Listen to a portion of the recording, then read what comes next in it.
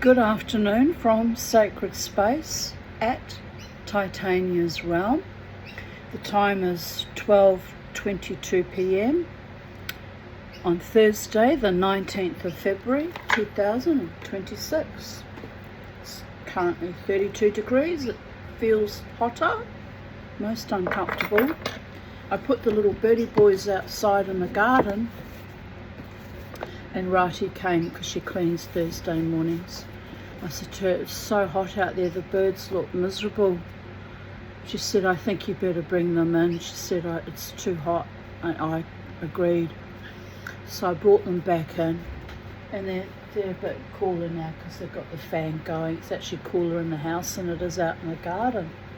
But I said to Rati, I said, it must be very, very hot. I said, because all the wild birds, they're hunkered down in their little nests or hollows. I think one's come out now, is tweeting a little bit, but there was deathly silence outside. And I said to her, the scrub turkeys were demanding quite a bit of food yesterday. They had 2 bowls full and they kept looking at me for more. And I thought, do I give them extra food? Because I don't want them, to just be asking for the sake of asking, because, animals and birds tend to do that sometimes, get a bit habitual about their feeding and demand when they're not actually hungry. But I thought they were all scuffling around, looking kind of perturbed. So I gave them not a full bowl, like they had 2 half bowls of food. It's quite a big bowl though, and it's enough for 3 or 4 of them, plus the crows or whoever else wants to partake of it. And I said to Rati, those birds were frantic for food yesterday, and I thought it was a bit odd, but I said, now it makes sense. She said, why? I said, they must have known that there was going to be a very hot day coming, or a few hot days, and they wanted to have extra food because they're hunkered down, haven't seen them.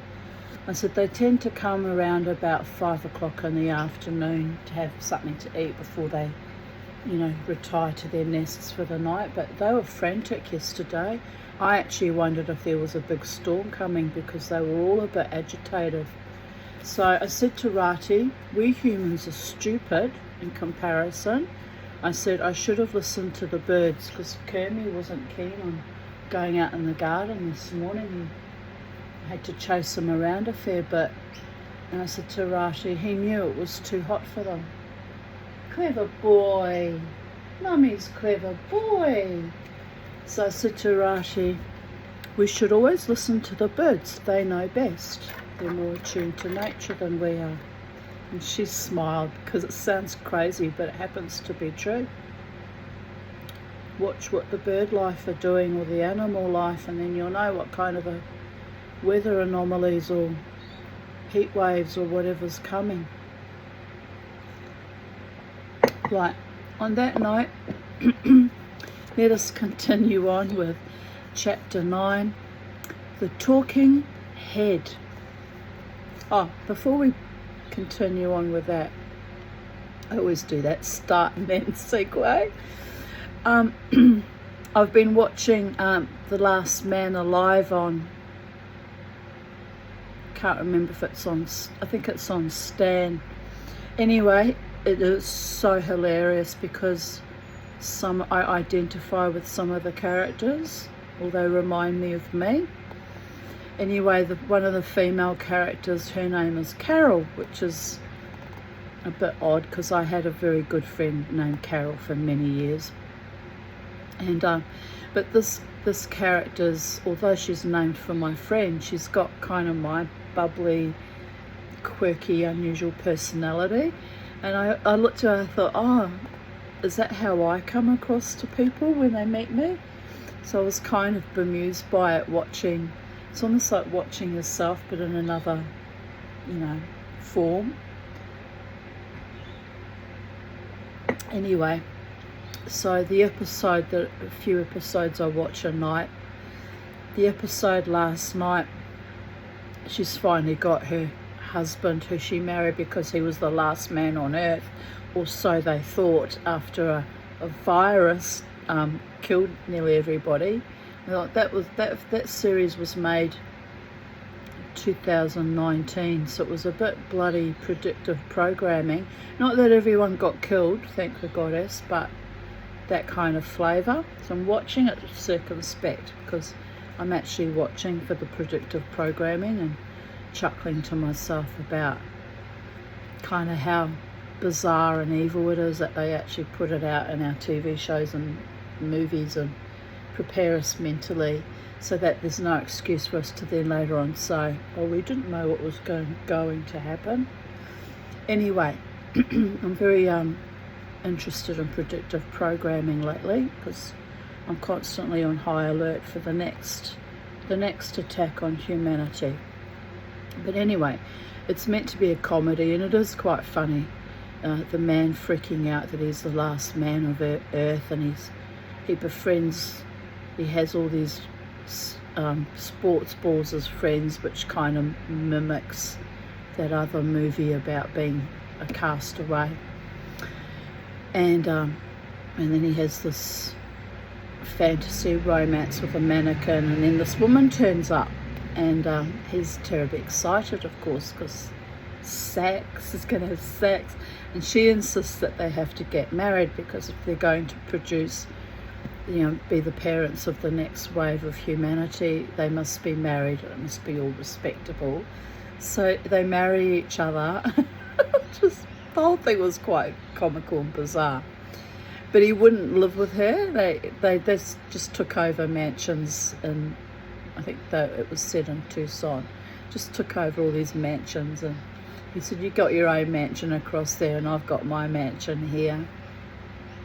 And I thought that's not a bad arrangement.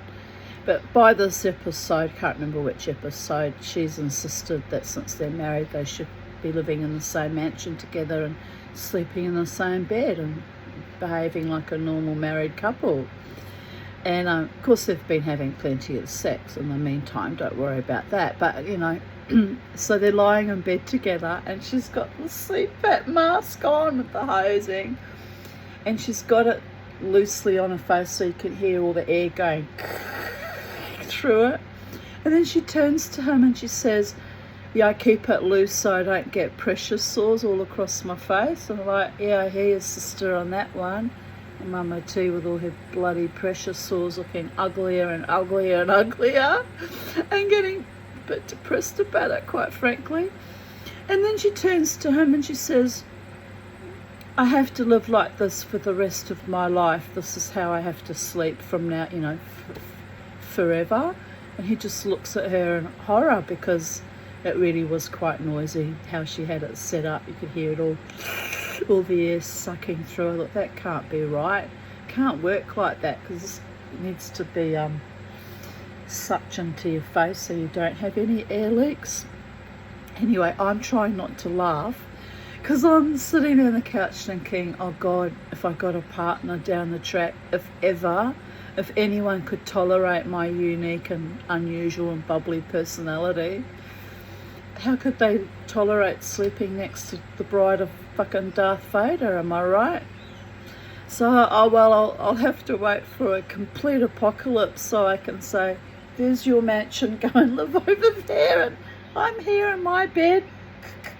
But the thing that's nonsensical is, they must have had a generator or something to create power, because I'm like, how would you have power for your CPAP machine? And what happens when the CPAP machine breaks down? What are you going to do? And then I kept thinking all these scenarios. What happens if you need a dentist? There's no dentists left alive. And what happens if you need this? And what happens if you need that? And I got myself all kind of distraught about it all, thinking it's all very well making a comedy out of it, but the reality would be, and they didn't have sewerage, of course, so they're shitting in the swimming pool, one of the swimming pools of one of the mansions, and then they said you have to clean it up, it stinks too much, we can't stand the stench. And I'm thinking, why don't they just dig holes and bury it? Why are you shitting in swimming pools? So some of it was quite nonsensical, really was. But anyway, the last man alive, and he becomes quite a lascivious man indeed when some other females turn up, and they were quite, let's just say, sexually proactive too. One of them was named Gail, and I laughed my ass off because it reminded me of a former friend I had who was like that too.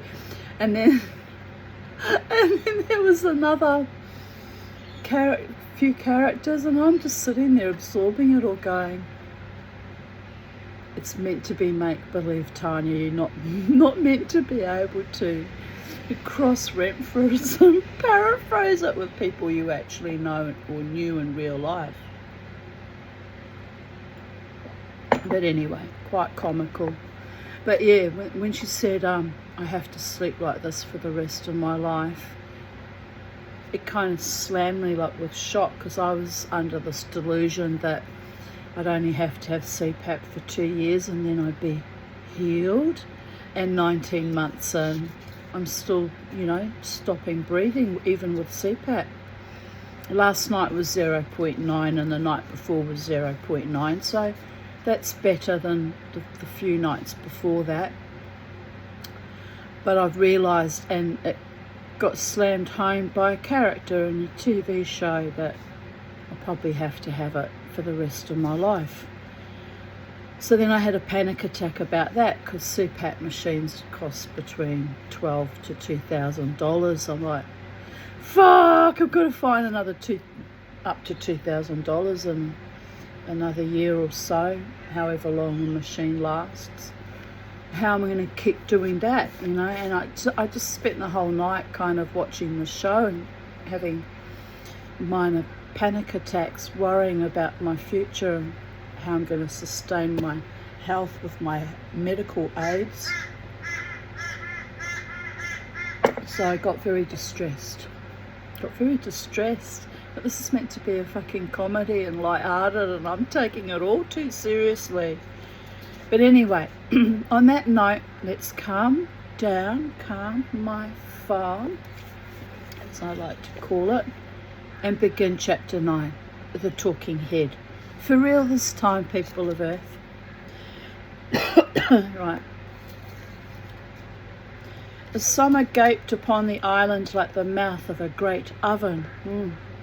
Tell me about it. Even in the shade of the olive trees it was not cool, and the incessant penetrating cries of the cicadas seemed to swell and become more insistent with each hot blue noon.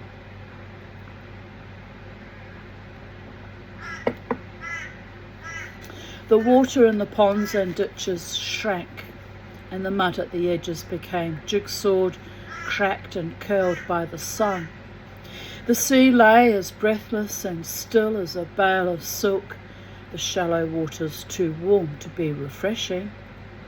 You had to row the boat out into deep water, you and your reflection the only moving things, and dive over the side to get cool. It was like diving into the sky. Notice my hair's a bit fly away again. Well, it's the heat, isn't it? It's the heat making me all buffy. Bouffon. A boof, boof, boof. Scaramouche to the fandango. I know, I'm back on track, people of Earth. And now was the time for butterflies and moths. In the day, on the hillsides, which seemed sucked free of every drop of moisture by the beating sun, you would get the great languid swallowtails flapping elegantly and erratically from bush to bush, fritillaries glowing almost as hot and angry and orange as a live coal, skittered quickly and efficiently from flower to flower.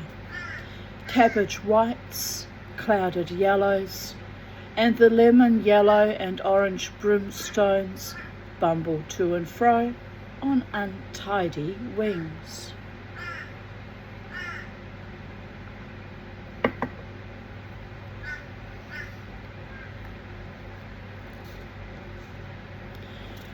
Among the grasses, the skippers, like little brown furry aeroplanes, would skim and purr, and on glittering slabs of gypsum the red admirals, as flamboyant as a cluster of Woolworth jewellery, would sit opening and closing their wings as though expiring from the heat.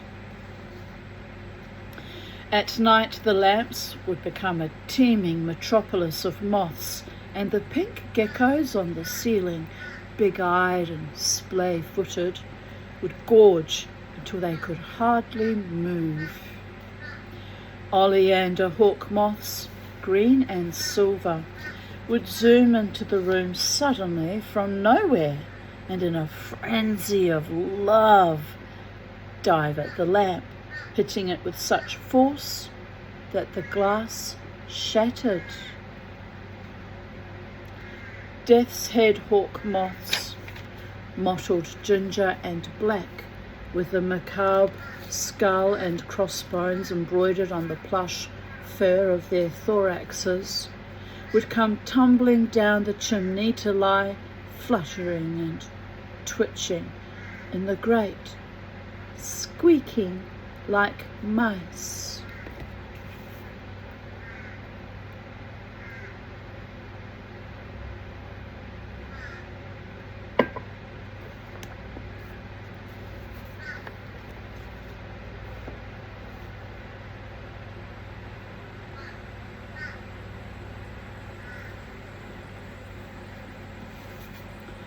Up on the hillsides, where the great beds of heather were burnt crisp and warm by the sun, the tortoises, lizards and snakes would prowl, and praying mantises would hang among the green leaves of the myrtle, swaying slowly and evilly from side to side.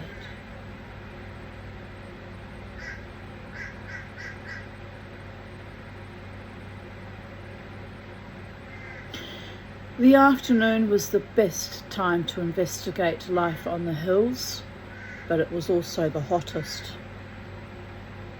The sun played a tattoo on your skull, and the baked ground was as hot as a griddle under your sandaled feet. Whittle and Puke were cowards about the sun and would never accompany me on the afternoons, but Roger, that indefatigable student of natural history, would always be with me, panting vigorously, swallowing his drooling saliva in great gulps. It's the only thing I don't like about dogs is slobbering dogs. That's why I could never own a Great Bernard, for example. I love them, Saint Bernard I mean. I love them, they're beautiful dogs. But the drool people of Earth, it's immense and intense.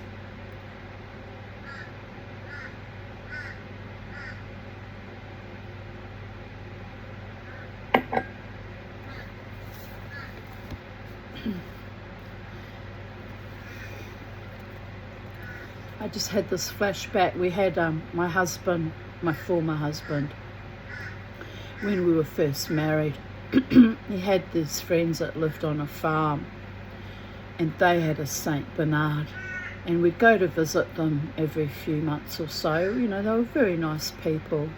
The husband battled leukemia and won eventually, but they were very nice people. I don't think they really liked me that much. They sort of used to look at me a bit funny. But they were, you know, they weren't nasty. They were just a bit weird. They thought I was weird, but whatever. Weird is weird does, isn't it? W-Y-R-D. Weird, witchy, weird ones.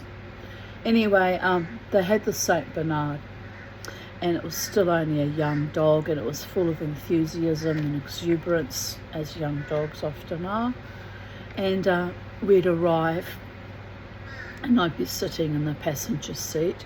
Of of course, and the dog, because animals love me, always have, always will, no doubt, and the dog would see us arrive and would come bounding out. I can't remember its name, but anyway, it would just stop at the passenger door, look at me through the window, slobber drool all down the car window. I'd be like, oh, Michael, I'm not getting out of the car till you get rid of the dog.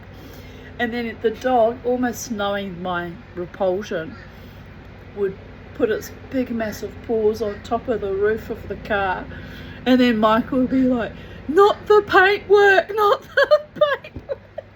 That would be our welcome to their farm. It was actually quite comical. It was a lovely dog, but you know, I'd have to wait till they removed it to get out of the car, and then it'd be like shaking slobber everywhere. I'd be like, oh, what? And it was quite funny. Quite funny in a way. Together we shared many adventures. There was the time when we watched, entranced, 2 hedgehogs, drunk as lords on the fallen and semi-fermented grapes they had eaten from under the vines, staggering in circles, snapping at each other belligerently, uttering high-pitched screams and hiccups. There was a time we watched a fox cub, red as an autumn leaf, discover his first tortoise among the heather. The tortoise, in the phlegmatic way they have, folded himself up in his shell, tightly closed as a portmanteau. A portmanteau is a suitcase, people of Earth. Or briefcase. A smallish suitcase. But the fox had seen a movement, and prick-eared, it moved round him cautiously. Then, for it was still only a puppy, it dabbed quickly at the tortoise's shell with its paw, and then jumped away, expecting retaliation. Then it lay down and examined the tortoise for several minutes, its head between its paws. Finally it went forward rather gingerly, and after several unsuccessful attempts, managed to pick the tortoise up with its jaws, and with head held high, trotted off proudly through the heather. It was on these hills that we watched the baby tortoises hatching out of their papery shelled eggs, each one looking as wizened and as crinkled as though it were 1,000 years old at the moment of birth. And it was here that I witnessed for the first time the mating dance of the snakes. Roger and I were sitting under a large clump of myrtles that offered a small patch of shade and some concealment. We had disturbed a hawk in a cypress tree nearby, and were waiting patiently for him to return so that we could identify him. Suddenly, some 10 feet from where we had crouched, I saw 2 snakes weaving their way out of a brown web of heather stalk.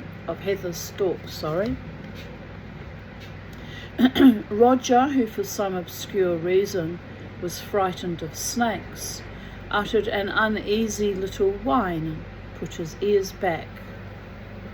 I shushed him violently and watched to see what the snakes would do. One appeared to be following close on the heels of the other. Was he, I wondered, perhaps in pursuit of it, in order to eat it? They slid out of the heather and into some clumps of sun-whitened grass, and I lost sight of them. Cursing my luck, I was just about to shift my position in the hopes of seeing them again, when they appeared on a comparatively open piece of ground. Here the one that was leading paused, and the other that had been following it slid up alongside. They lay like this for a moment or so, and then the pursuers started to nose tentatively at the other one's head. I decided that the first snake was a female and that her follower was a male. So it was her mate. He continued butting his head at her throat until eventually he had raised her head and neck slightly off the ground. She froze in that position, and the male, backing away a few inches, raised his head also, and they stayed like that, immobile, staring at each other. For some considerable time.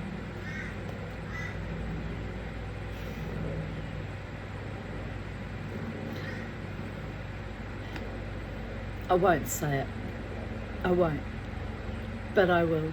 A bit like Courtney and my courtship rituals, him stoned on cannabis and some other substance, no doubt, and me stoned on my very heavy psych meds, looking at each other from opposite ends of the couch in this weird silent telepathy that used to lead sometimes to the Big Bang.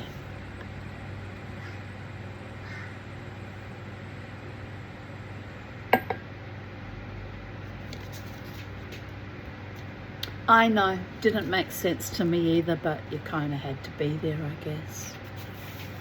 It was a bit odd. It was a bit odd. There was not a lot of communicating, except with genitals that went on in that 5-year relationship. It's why I actually desire to have a relationship with a human male that is communicative, honouring, respectful, has genuine care about me as a person, not just as a body, and can be a life partner and or companion to me, and actually converse about all our favourite subjects, and of course indulge in a bit of coitus if we're both in the mood at the time. But by the goddess, I've been treated very badly in all my sexual relationships. That's why I simply won't go there anymore. Haven't for, apart from one anomaly in 2018, I haven't for 15, what year is it now? Let's stick to the facts, people of Earth. 2026. Yes, it's been almost 11 years. Apart from that one, there was one, well, that was silly, wasn't it? Gave a former lover a chance. That was just nonsensical, the whole bada bing, bam boom. But yeah, 11 years of celibacy, this trot. I think before that it was 4 years, before that it was 3. After my marriage imploded, it was 2 years. So half of my adult lifetime of my sexual life has been spent being a sexual celibate. And I don't regret it one little bit. Why would I waste all that powerful sexual energy on a man that doesn't even bloody like me when he climbs off of me? It's repulsive is what it is. Utterly repulsive. So no, Mama T won't go. Anyway.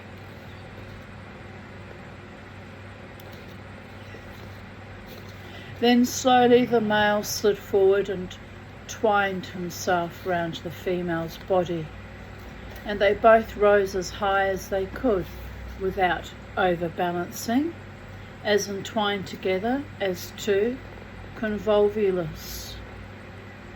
Again they seemed motionless for a time, and then started to sway like two wrestlers pushing against each other in the ring, their tails curling and grasping at the grass roots around them to give themselves better purchase.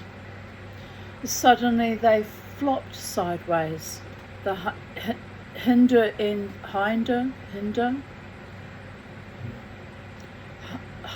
ends of their bodies met, and they mated lying there in the sun, as entangled as streamers at a carnival. It is an astonishing thing to see snakes mating, to be honest. They do twist and writhe together.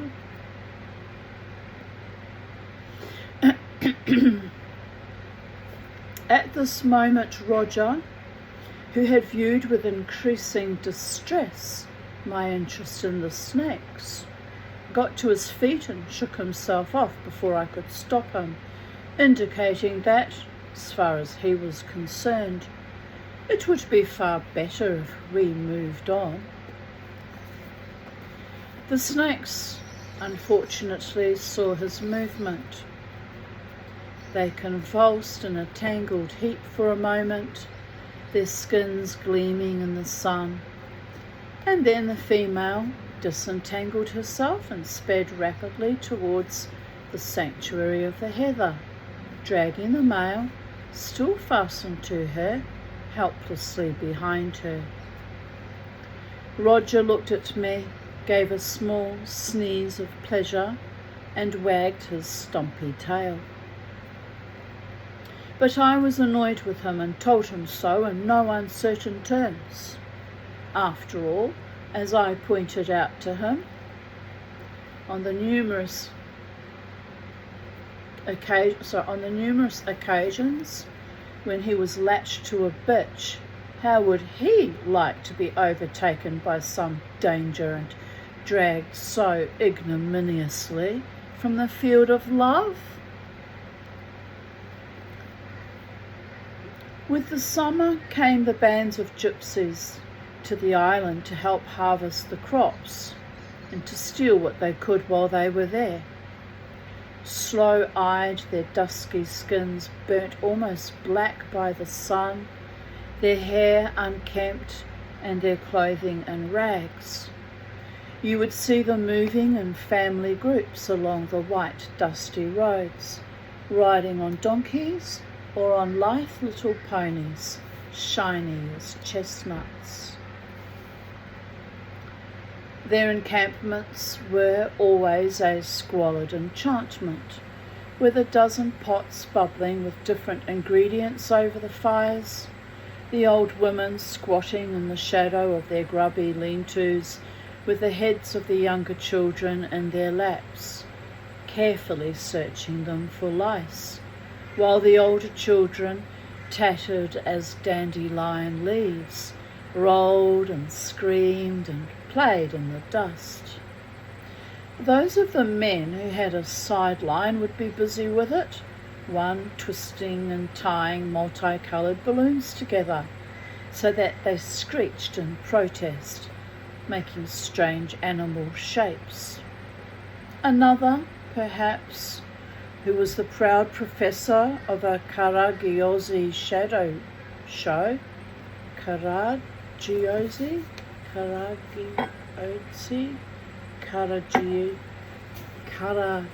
Karamia, Miyamura. Anyway, Karagiozzi I'll go with. Shadow show would be refurbishing the highly coloured cut-out figures and practising some of Karagiozzi's vulgarities and innuendos to the giggling delight of the handsome young women who stirred the cooking pots or knitted in the shade. It looks like my boob's out, but it's not, people of Earth. I am wearing a bra. It's just this blouse is a bit big for me and it droops a bit low in the front, just saying. It's true. It's all true. I had always wanted to get on intimate terms with the Gypsies, but they were a shy and hostile people, barely tolerating the Greeks, so that my mop of hair, bleached almost white by the sun, and my blue eyes made me automatically suspect, and never forthcoming. Sorry, wait a minute, I've jumped a line. And although they would allow me to visit their camps, they were never forthcoming in the way that the peasants were in telling me about their private lives and their aspirations. But it was, nevertheless, the Gypsies who were indirectly responsible for an uproar in the family. For once, I was entirely innocent. It was the tail end of an exceptionally hot summer's afternoon. Roger and I had been having an exhausting time pursuing a large and indignant king snake along a length of dry stone wall. No sooner had we dismantled one section of it than the snake would ease himself fluidly into the next section, and by the time we had rebuilt the section we had pulled down, it would take half an hour or so to locate him again in the jigsaw of rocks. Finally, we had to concede defeat, and we were now making our way home to tea, thirsty, sweating, and covered with dust. As we rounded an elbow of the road, I glanced into the olive grove that sloped down the hillside into a small valley, and saw what, at first glance, I took to be a man with an exceptionally large dog. A closer look, however, I realized incredulously that it was a man with a bear. I was so astonished that I cried out involuntarily.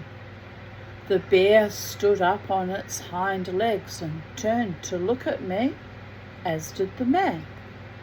They stared at me for a moment, and then the man waved his hand in casual greeting and turned back to the task of spreading his belongings under the olive tree while the bear got down again on its haunches and squatted, watching him with interest.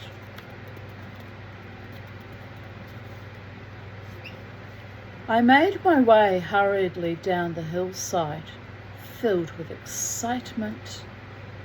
I had heard that there were dancing bears in Greece, but I had never actually seen one. This was an opportunity too good to be missed. As I drew near, I called a greeting to the man, and he turned from his jumble of possessions and replied courteously enough. I saw that he was indeed a gypsy, with the dark wild eyes and the blue-black hair. But he was infinitely more prosperous looking than most of them, for his suit was in good repair and he wore shoes, a mark of distinction in those days, even among the landed peasantry of the island. I asked whether it was safe to approach, for the bear, although wearing a leather muzzle, was untethered. "Yes, come," called the man. "Pavlo won't hurt you, but leave your dog." I turned to Roger, and I could see that, brave though he was, he did not like the look of the bear, and was staying by me only out of a sense of duty. When I told him to go home, he gave me a grateful look and trotted off up the hillside trying to pretend that he was ignorant of the whole scene. In spite of the man's assurances that Pavlo was harmless, I approached with caution, for although it was only a youngster, the bear, when it reared on its hind legs, was a good foot or two taller than I was, and possessed, on each broad, furry paw, a formidable and very serviceable array of glittering claws.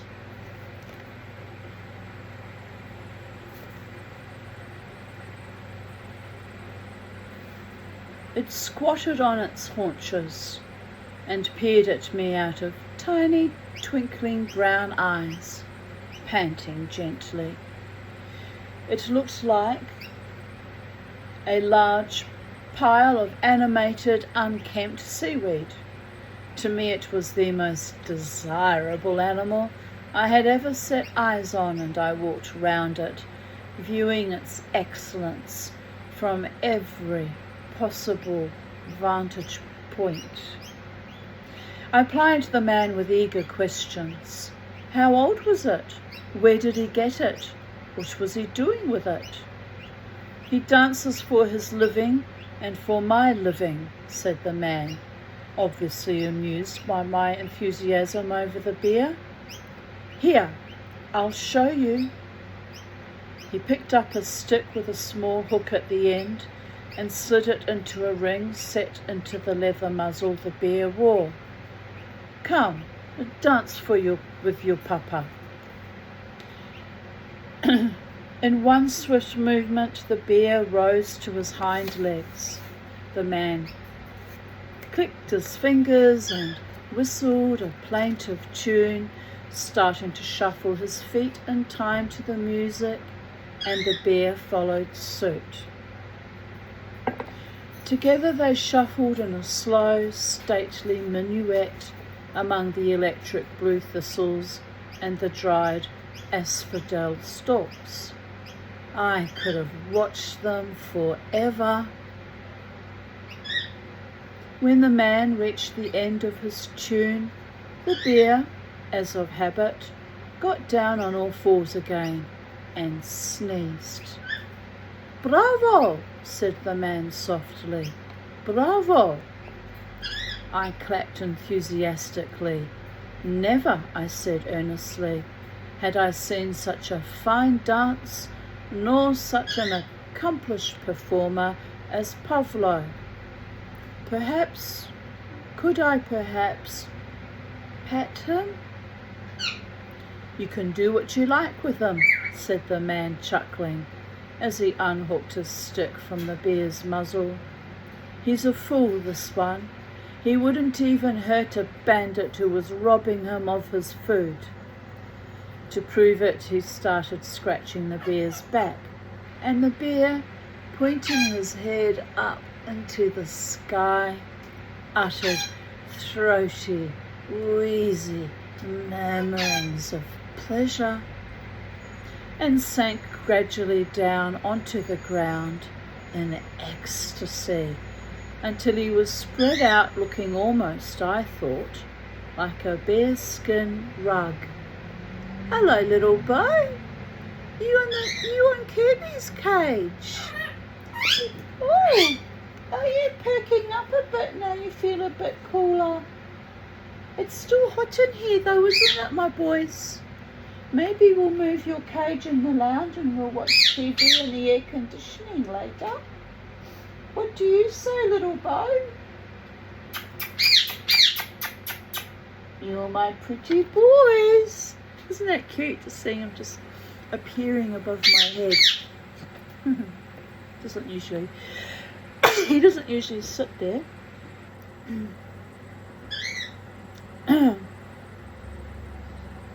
He likes to be tickled, said the man. Come and tickle him. The next half hour was pure delight for me. I tickled the bear while he crooned with delight. I examined his great claws and his ears and his tiny bright eyes, and he lay there and suffered me as though he were asleep, Kermie.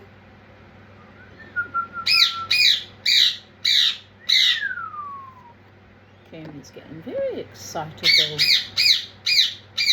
What you doing, Kermie? My goodness, Mama T.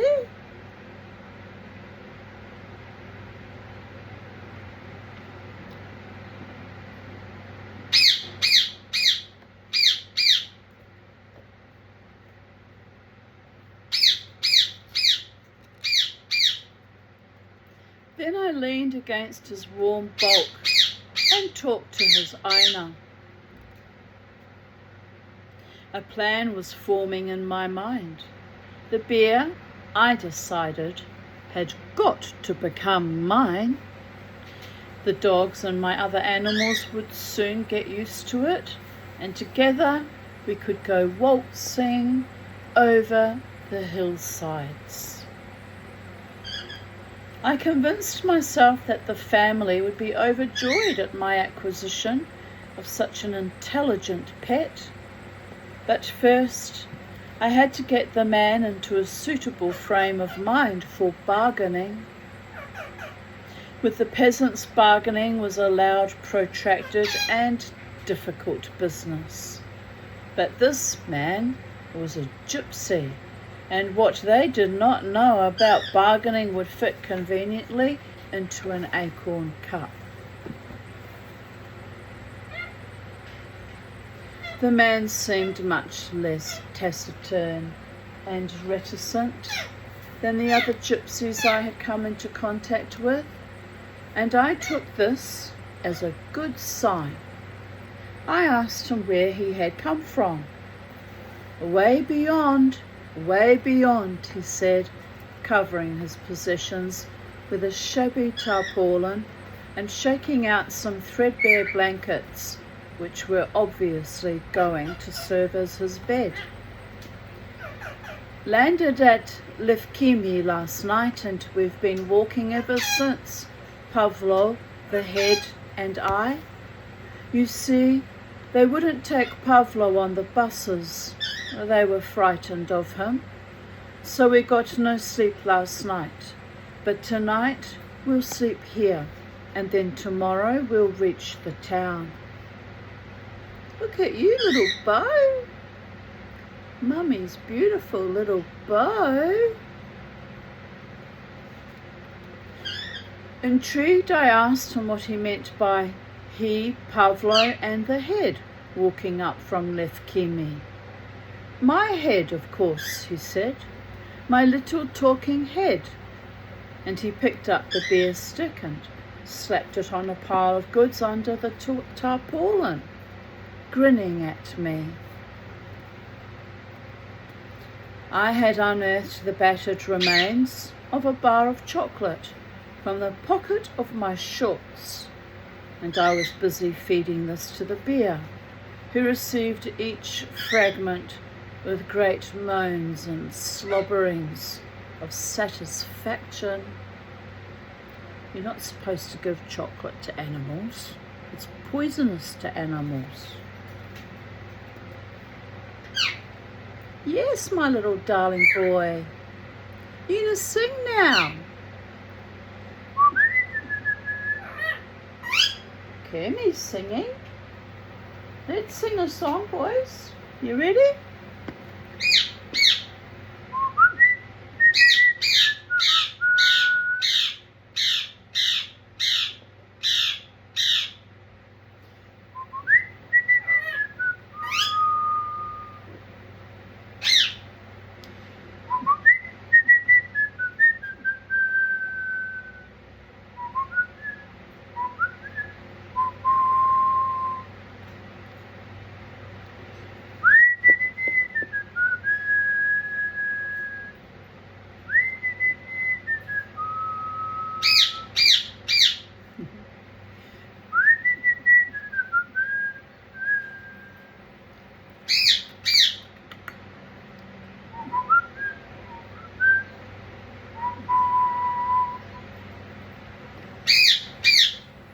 What's going on, boys?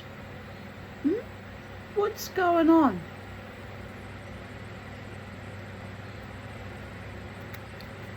Right. I said to the man that I did not understand what he was talking about. He squatted on his haunches in front of me and lit a cigarette, peering at me out of dark eyes, as enigmatic as a lizard's. I have a head, he said, jerking his thumbs towards his pile of belongings. A living head. It talks and answers questions. It is, without doubt, the most remarkable thing in the world. I was puzzled. Did he mean, I asked, a head without a body? Of course without a body, just a head. And he cupped his hands in front of him as though holding a coconut. Look out, little Bo, Kermie's coming to get ya. Little Bo says, I'm well aware, Mama T. That's why my crest is up. Boredom leads to mischief, little boy birds. Anarchy and chaos. Oh, he's being good. He didn't try and attack him. You're a very good boy, Kermie. It sits on a little stick and talks to you. Nothing like it has ever been seen in the world. But how, I inquired, if the head were a disembodied head, could it live? Magic, said the man solemnly. A magic that my great-great-grandfather passed down to me.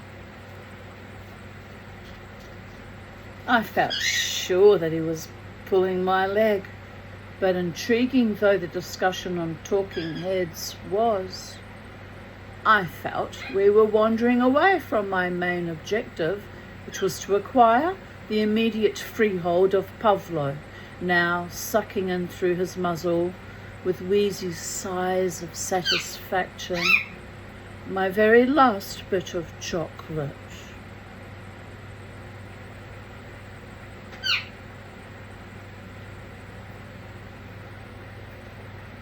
I studied the man carefully as he squatted, dreamy-eyed, his head enveloped in a cloud of smoke. I decided that with him the bold approach was the best. I asked him bluntly whether he would consider selling the bear and for how much. Sell Pavlo, he said. Never. He's like my own son. Surely, I said, if he went to a good home, somewhere where he was loved and allowed to dance, surely then he might be tempted to sell. The man looked at me meditatively, puffing on his cigarette.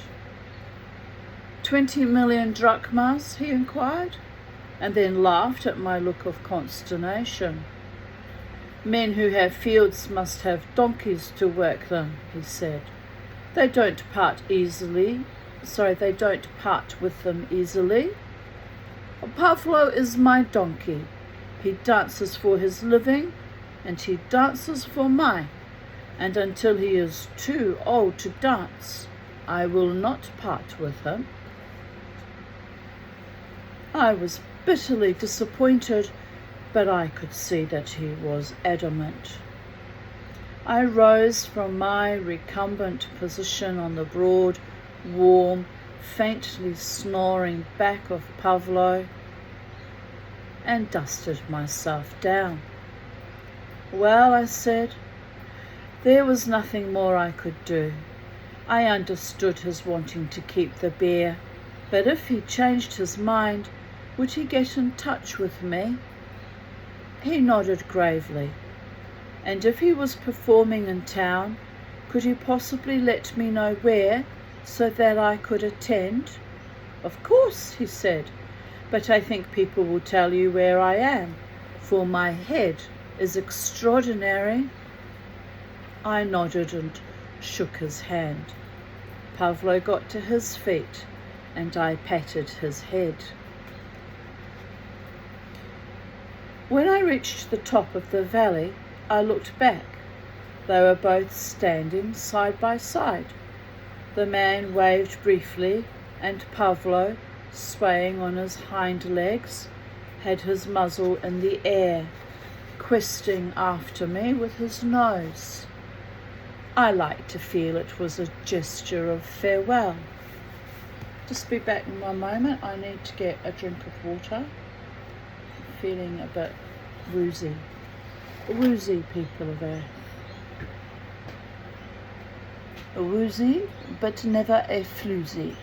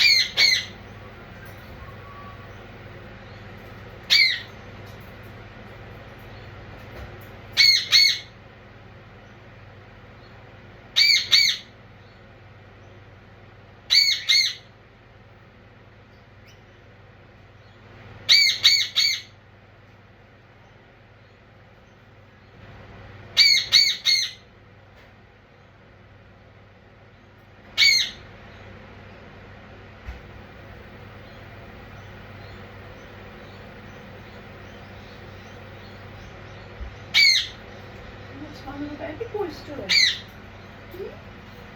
What you doing, little bud? You're like a little baby boy. What about you? Yes. I'm back with H2O in a very old champagne bottle, because champagne for everyone. And some prodigious chocolate. Right, that's better. Sitting on my perch a bit better now.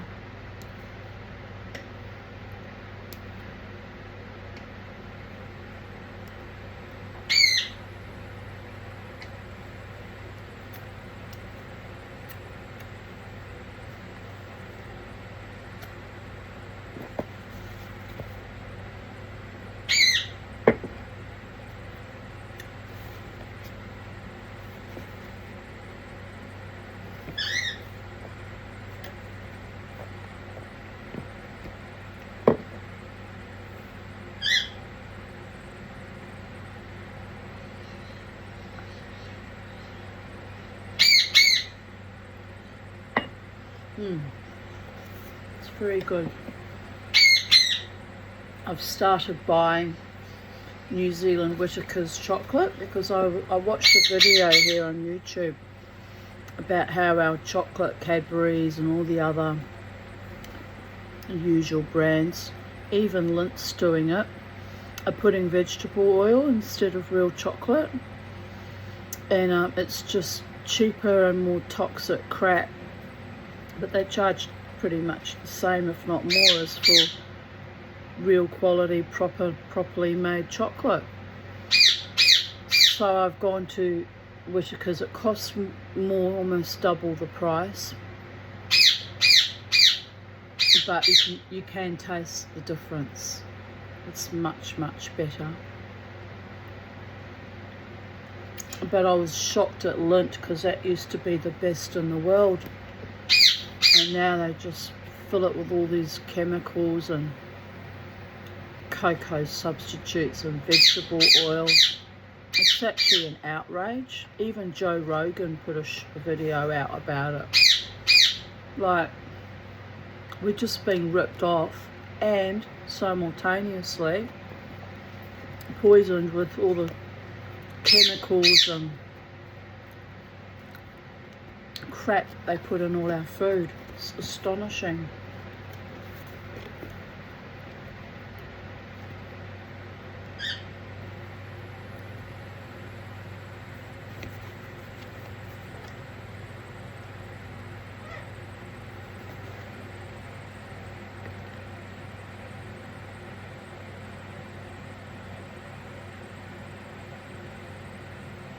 I'll just show you how beautiful he is.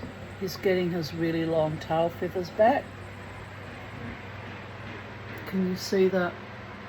Try and get closer to him. On the back of his tail, the two either side pointing out. They grow quite long, but he pulled his last two out.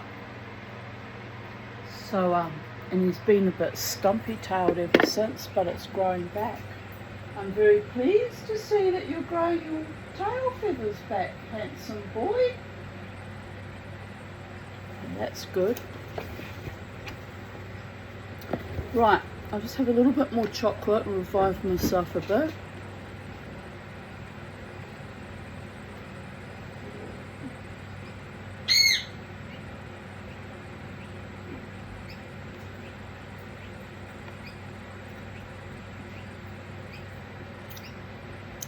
If it cools down a bit later on, birdie boys, we can still go back in the garden in the afternoon. But at the moment, by the goddess, it's like an oven out there.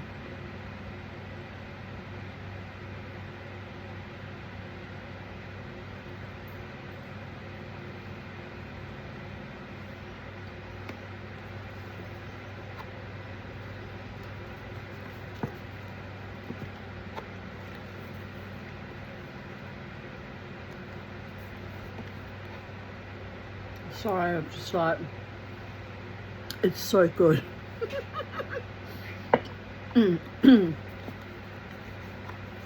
So good. It's so very, very good.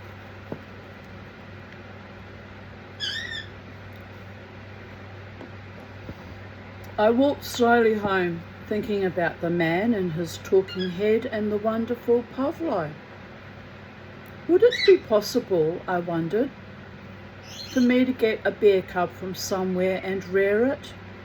Perhaps if I advertised in a newspaper in Athens, it might bring results.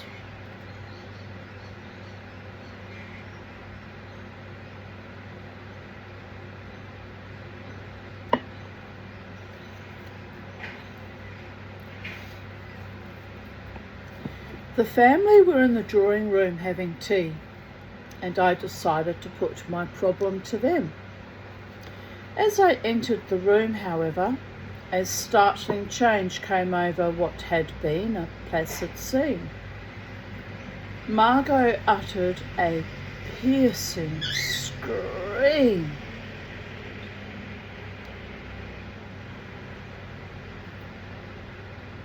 Larry dropped a cupful of tea into his lap and then leapt up and took refuge behind the table, while Leslie picked up a chair and Mother gaped at me with a look of horror on her face.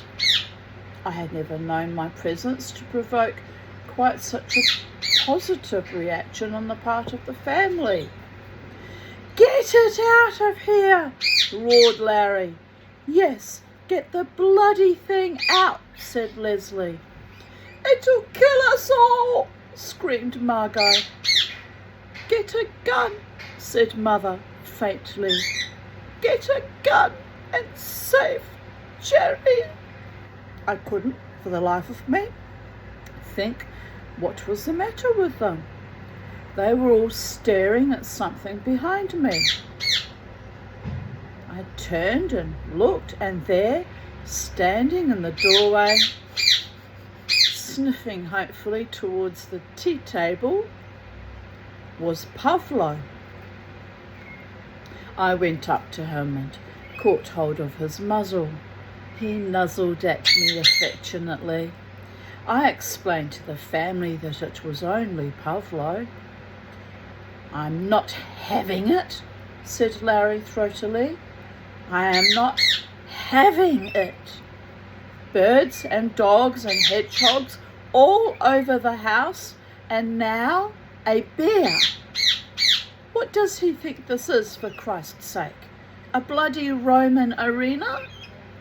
"Jerry dear, do be careful," said Mother quaveringly. "It looks rather fierce." "It will kill us all," quavered Margot with conviction. "I can't get past it to get to my guns, said Leslie. You are not going to have it. I forbid it, said Larry. I will not have the place turned into a bear pit. Where did you get it, dear? Asked Mother.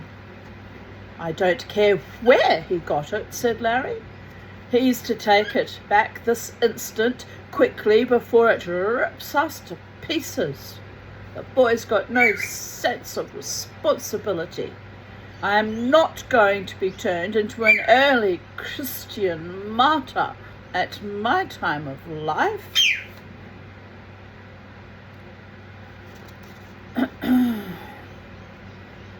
Pavlo got up on his hind legs and uttered a long, wheezing moan, which I took to mean that he desired to join us in partaking of whatever delicacies there were on the tea table.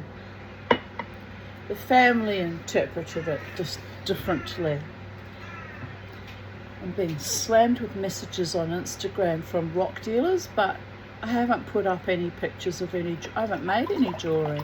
The only photos I put up yesterday were photos that I was reorganising my studio in the birdie bedroom. I'll show you what I did in case you're not on my Instagram, you don't see my photos.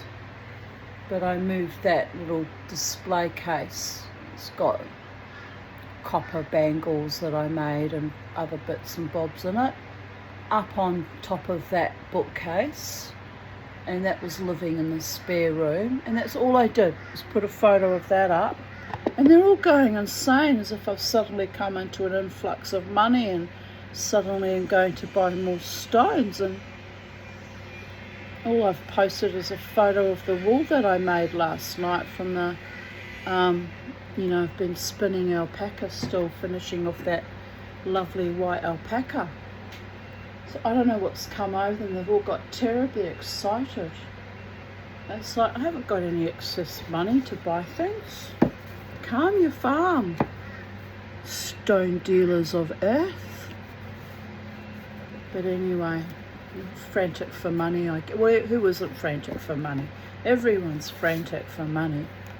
But like, it's just nonsensical how they post, and I even wrote something crazy under it, like saying someone or an angel told me to move everything in here, which they did a few weeks ago. But she was making a video when it happened. I said, why would I do that? But I let it go for a while, and I decided yesterday, can't hurt to have all the silversmithing, jewellery making stuff in one place. I've still got a cutlery canteen in the spare room of some silver plate that I'm not going to do anything with, but most of it is in here now, all in one place. Feels good to have everything in one place too.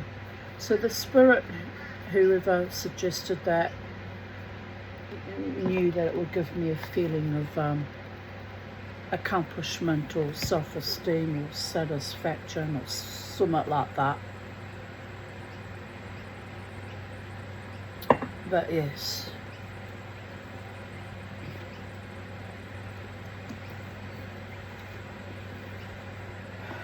right.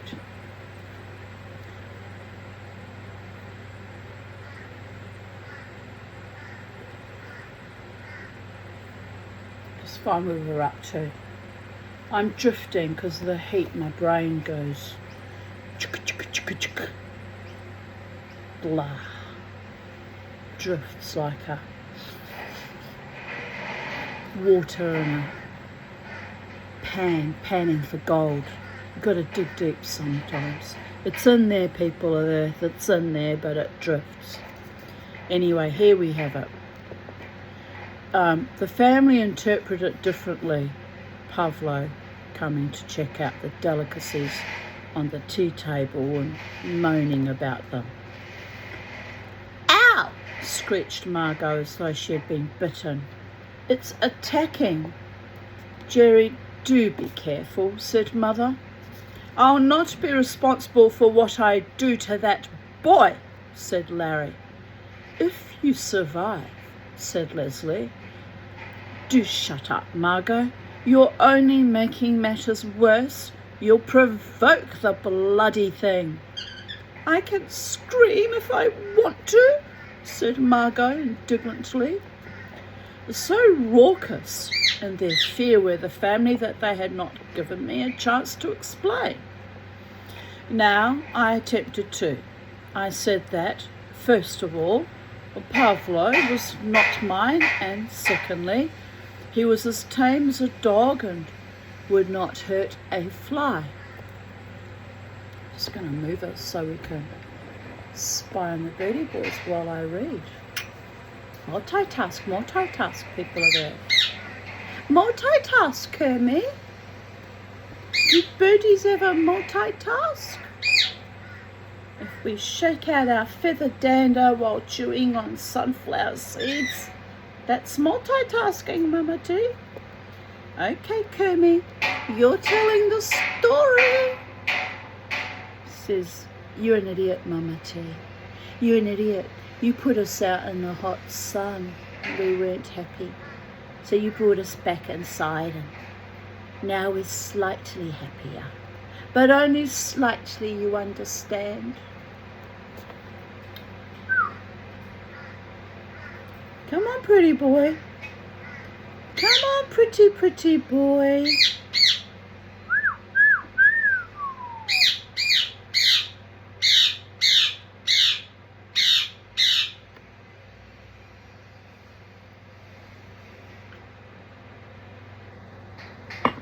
Titania's wrong. Where almost anything can happen. Two statements I refuse to believe, said Larry. You pinched it from some flaming circus. Not only are we to be disemboweled, but arrested for harbouring stolen goods as well. Now, dear, said Mother, let Jerry explain. Explain, said Larry. Explain?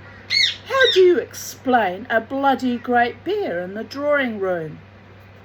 I said that the bear belonged to a gypsy who had a talking head. What do you mean, a talking head? Asked Margot. I said that it was a disembodied head that talked. The boy's mad, said Larry with conviction. The sooner we have him certified, the better. The family had now all backed away to the farthest corner of the room in a trembling group. I said, indignantly, that my story was perfectly true, and that, to prove it, I'd make Pavlo dance. I seized a piece of cake from the table, hooked my finger into the ring on his muzzle, and uttered the same commands as his master had done. His eyes fixed greedily on the cake. Pavlo reared up and danced with me. Danced with me. I'm going to have to do something with this blouse. It's too floppy and falls too below the brassiere line to be ladylike. What shall I do, people of Earth? It's old and a bit stained. Let it go. But I do love the purple and the embroidery. It's quite a pretty blouse. It really is.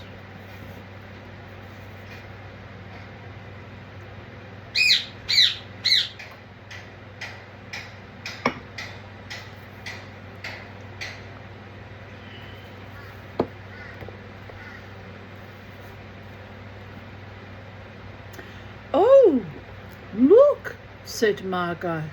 Look, it's dancing. I don't care if it's behaving like a whole corps de ballet, said Larry. I want the damn thing out of here. I shovelled the cake in through Pavlo's muzzle, and he sucked it down greedily. He really is rather sweet, said Mother, adjusting her spectacles and staring at him with interest. I remember My brother had a bear in India once. She was a very nice pet. No, said Larry and Leslie simultaneously. He's not having it. I said I could not have it anyway because the man did not want to sell it. A jolly good thing too, said Larry. Why don't you now return it to him, if you have quite finished doing a cabaret act all over the tea table? Getting another slice of cake as a bribe, I hooked my finger once more in the ring on Pavlo's muzzle and led him out of the house. Halfway back to the olive grove, I met the distraught owner. There he is! There he is, the wicked one! I couldn't think where he had got to.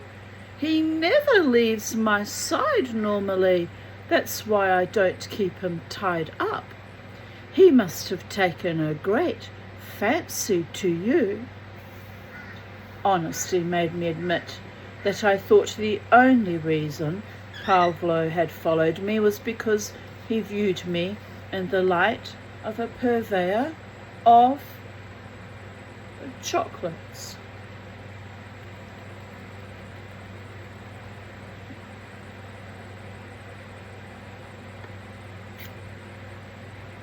Can't say I blame him, really.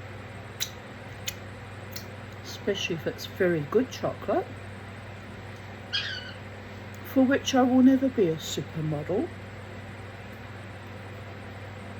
Do I look bothered?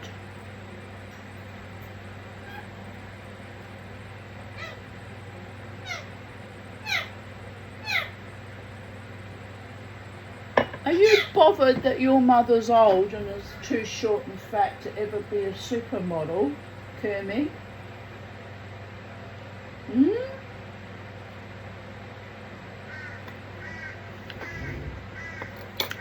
Never mind. I'm a reader of stories on the internet.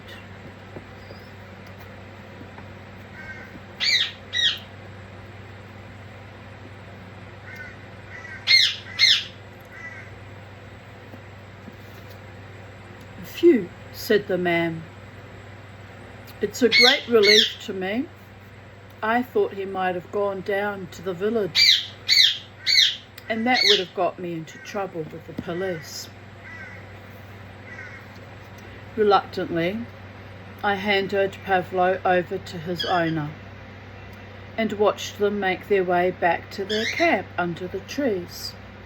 And then, in some trepidation, I went back to face the family. Although it had not been my fault that Pavlo had followed me, I'm afraid that my activities in the past stood against me, and the family took a lot of convincing that on this occasion the guilt was not mine. The following morning, my head still filled with thoughts of Pavlo, I dutifully went into town, as I did every morning, to the house of my tutor, Richard Kralewski. Kralewski was a little gnome of a man with a slightly humped back and great earnest amber eyes, who suffered from real tortures in his unsuccessful attempts to educate me. He had two most endearing qualities. One was a deep love for natural history. The whole attic of his house was devoted to an enormous variety of canaries and other birds. My grandmother Eva Meyer kept canaries too. The other was the fact that, for at least a part of the time, he lived in a dream world where he was always the hero. These adventures he would relate to me. He was inevitably accompanied in them by a heroine who was never named, but simply known as a lady. The first half of the morning was devoted to mathematics, and with my head full of thoughts of Pavlo, I proved to be even duller than usual, to the consternation of Królewski, who had hitherto been under the impression that he had plumbed the depths of my ignorance. "My dear boy, you simply aren't concentrating this morning," he said earnestly. "You don't seem able to grasp the simplest fact. Perhaps you are a trifle overtired? We'll have a short rest from it, shall we?" Królewski enjoyed these short rests as much as I did. He would potter about in the kitchen and bring back 2 cups of coffee and some biscuits, and we would sit companionably while he told me highly coloured stories of his imaginary adventures. But this particular morning he did not get a chance. As soon as we were sitting comfortably, sipping our coffee, I told him all about Pavlo and the man with the talking head and the beer. "Quite extraordinary," he said. "Not the sort of thing one expects to find in an olive grove. Must have surprised you, I'll be bound." Then his eyes glazed and he fell into a reverie, staring at the ceiling, tipping his cup of coffee so that it slopped into the saucer. It was obvious that my interest in the beer had set off a train of thought in his mind. It had been several days since I had had an instalment of his memoirs, and so I waited eagerly to see what the result would be. "When I was a young man," began Królewski, glancing at me earnestly to see whether I was listening. "When I was a young man, I'm afraid I was a bit of a harum-scarum, always getting into trouble, you know." He chuckled reminiscently and brushed a few biscuit crumbs from his waistcoat.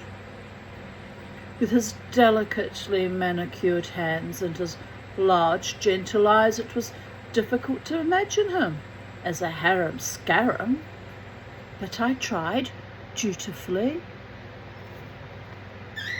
"I thought at one time I would even join a circus," he said, with the air of one confessing to infanticide.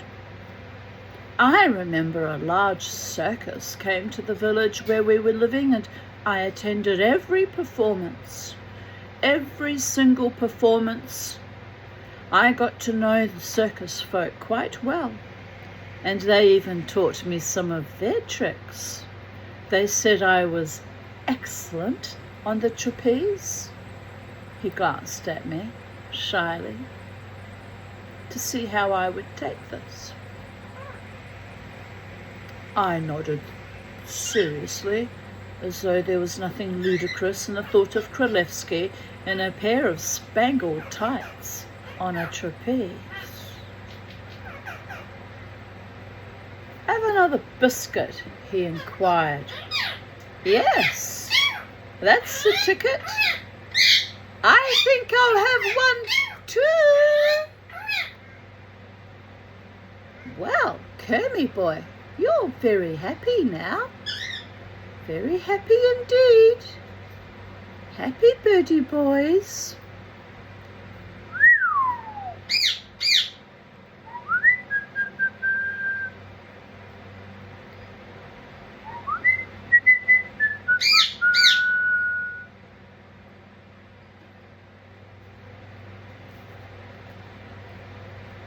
Munching my biscuit, I waited patiently for him to resume. "Well," he continued, "the week simply flew past and the evening came for the final performance. I wouldn't have missed it for the world. I was accompanied by a lady, a young friend of mine who was desirous of seeing the performance. How she laughed at the clowns and admired the horses. She little knew of the horror that was soon to strike. He took out his delicately scented handkerchief and patted his moist brow with it. He always tended to get a trifle overexcited as he reached the climax of the story. The final act, he said, was the lion tamer. He paused so that the full portent of the statement could sink in. The 5 beasts he had, huge Nubian lions with black manes fresh from the jungle, so he told me. The lady and I were sitting in the front row, where we could obtain the best possible view of the ring. You know, the sort of cage affair that we put up in the ring for the lion act. Well, in the middle of the act, one of the sections, which had not been securely bolted, fell inwards. To our horror, we saw it fall on the lion tamer, knocking him unconscious instantly. He paused, took a nervous sip of coffee, and then wiped his brow once more. "Oh, what was to be done?" he inquired rhetorically. "There were 5 huge snarling lions, and I had a lady by my side." My thoughts worked fast. If the lady was to be saved, there was only one thing I could think of. Seizing my walking stick, I leapt into the ring and marched into the cage. You two are so funny today. You're so funny. Spirit said to me this morning, when Rati was still here actually, they said something lovely is going to happen this afternoon.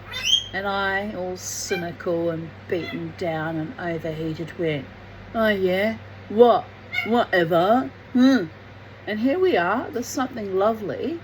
There's the 2 little birdie boys singing happily to us, together, on top of Kermie's cage.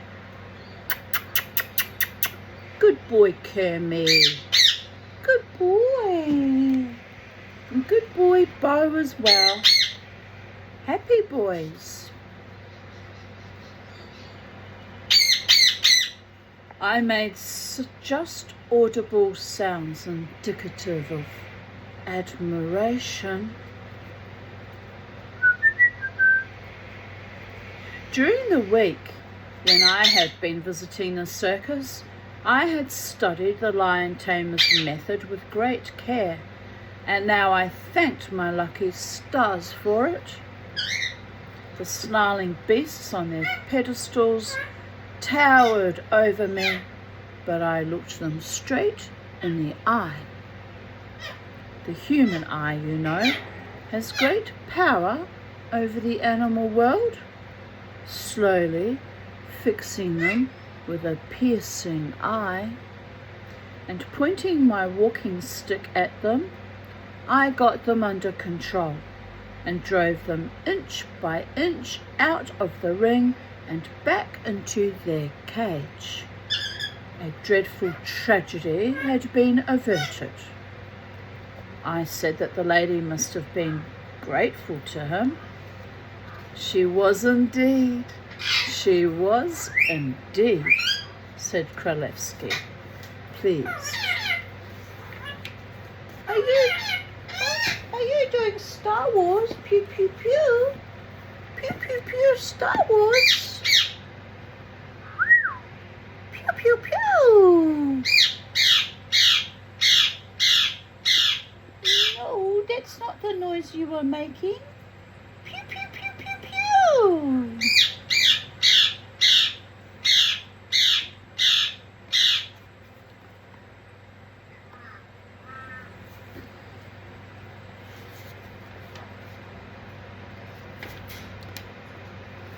Let me just repeat that sentence. She even went so far as to say I gave a better performance than the lion tamer himself.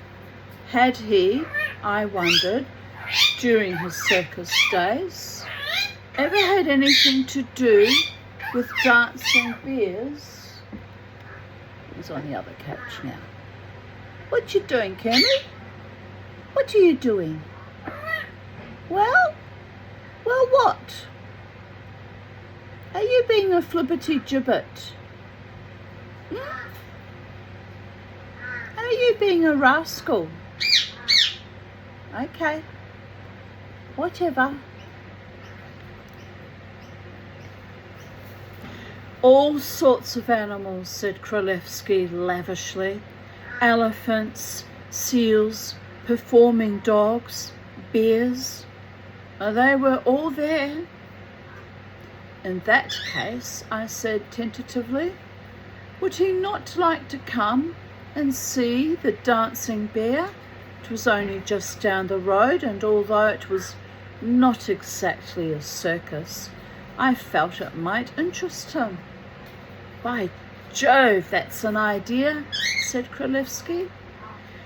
He pulled his watch out of his waistcoat pocket and consulted it. 10 minutes, eh? It'll help blow the cobwebs away. He got his hat and stick, and together we made our way eagerly through the narrow, crowded streets of the town, redolent with the smell of fruits and vegetables, drains, and freshly baked bread. Which reminds me, I must get out my bread cooker and bake some bread.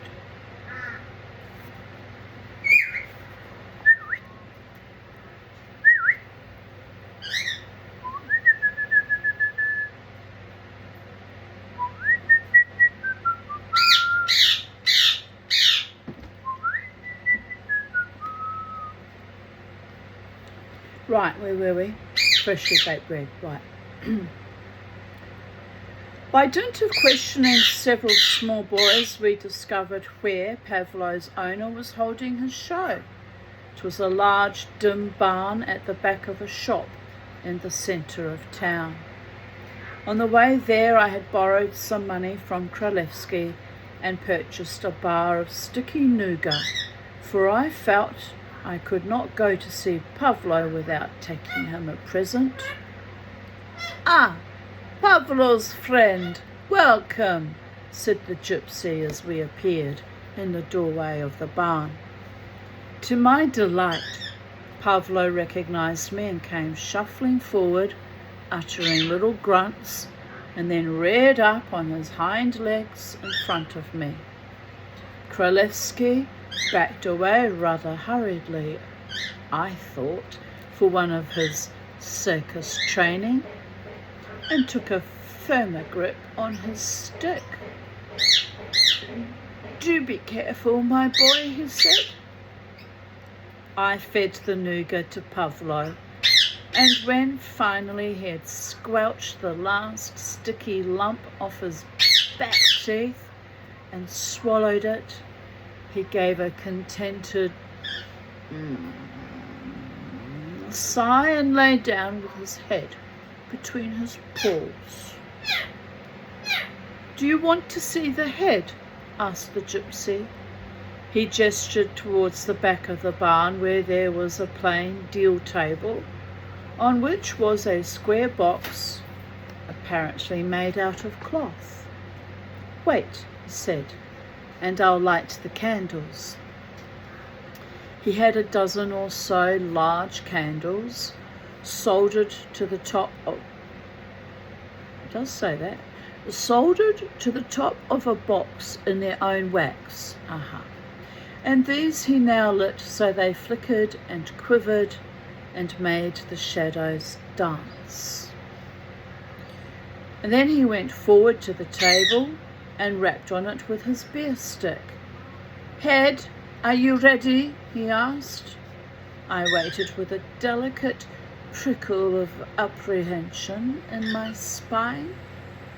Then from the interior of the cloth box, a clear treble voice said, "Yes, I'm ready." The man lifted the cloth at one side of the box,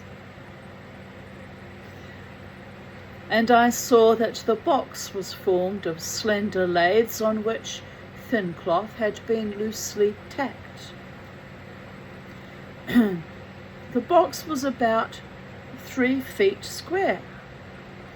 In the centre of it was a small pedestal with a flattened top, and on it, looking macabre in the flickering light of the candles, was the head of a 7-year-old boy. "By Jove," said Kralevsky in admiration. "That is clever." What astonished me was that the head was alive. It was obviously the head of a young gypsy lad, made up rather crudely with black grease paint to look like a Negro.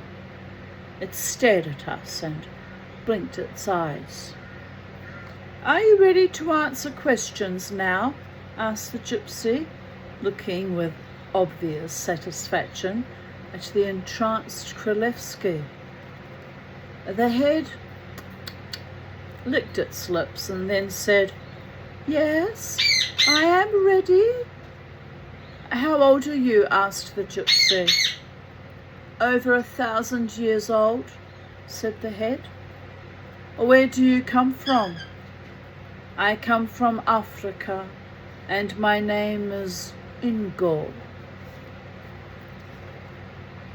The gypsy droned on with his questions and the head answered them, but I was not interested in that. What I wanted to know was how the trick was done. When he first told me about the head, I had expected something carved out of wood or plaster which, by ventriloquism, could be made to speak.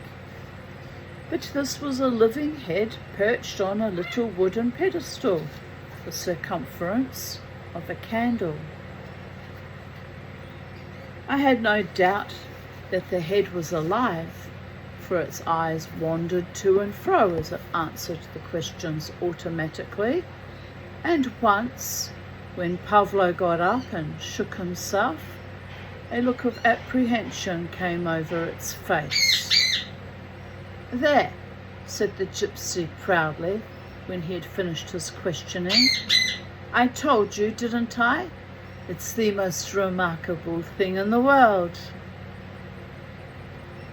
I asked him whether I could examine the whole thing more closely. I had suddenly remembered that Theodore had told me of a similar illusion which was created with the aid of mirrors. I did not see where it was possible to conceal the body that obviously belonged to the head, but I felt that the table and the box needed investigation. "Certainly," said the gypsy, somewhat to my surprise. "Here, take my stick. But all I ask is that you don't touch the head itself." Carefully, with the aid of the stick, I poked all round the pedestal to see if there were any concealed mirrors or wires, and the head watched me with a slightly amused expression in its black eyes. The sides of the box were definitely only of cloth, and the floor of the box was, in fact, the top of the table on which it stood. I walked round the back of it, and I could see nothing. I even crawled under the table, but there was nothing there, and certainly no room to conceal a body. I was completely mystified. "Ah," said the gypsy in triumph. "You didn't expect that, did you? You thought I had a boy concealed in there, didn't you?" I admitted the charge humbly and begged him to tell me how it was done. "Oh no, I can't tell you," he said. "It's magic.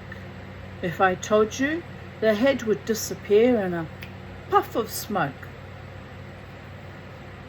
I examined both the box and the table for a second time, but even bringing a candle closer to aid my investigations, I still could not see how it was possible.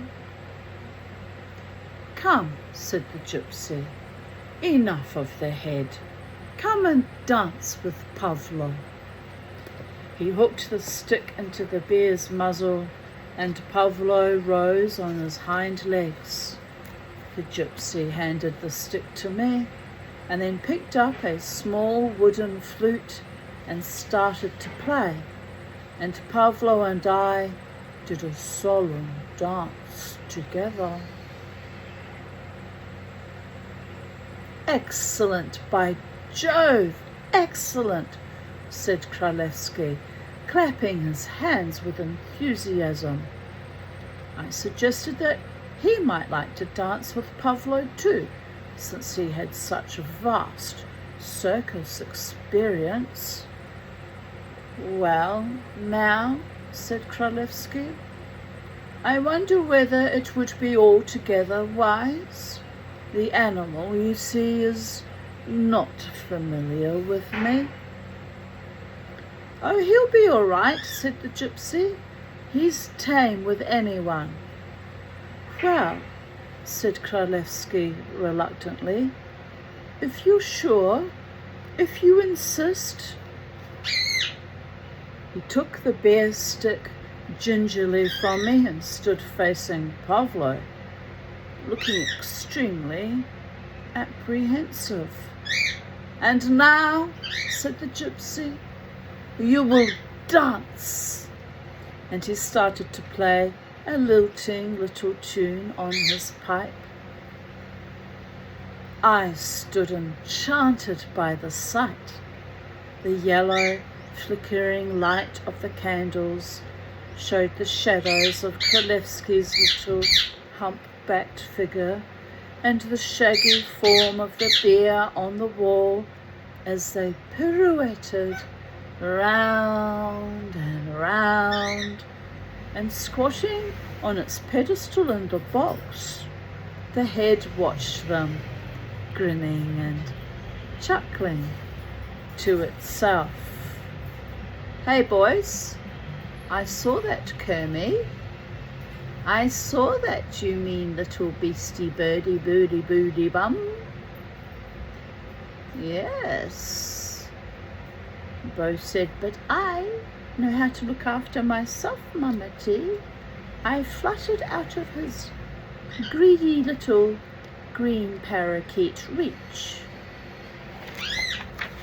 And thus concludes chapter 9, and I shall be back no doubt tomorrow with chapter 10. The Angry Birds. The Angry Birds, boys. Nearly at the end of the story, which is quite astonishing. Quite astonishing, people of Earth. But we'll finish this book tomorrow, chapter 10. Right. Blessed be wherever you are on planet Earth. Today it is very hot.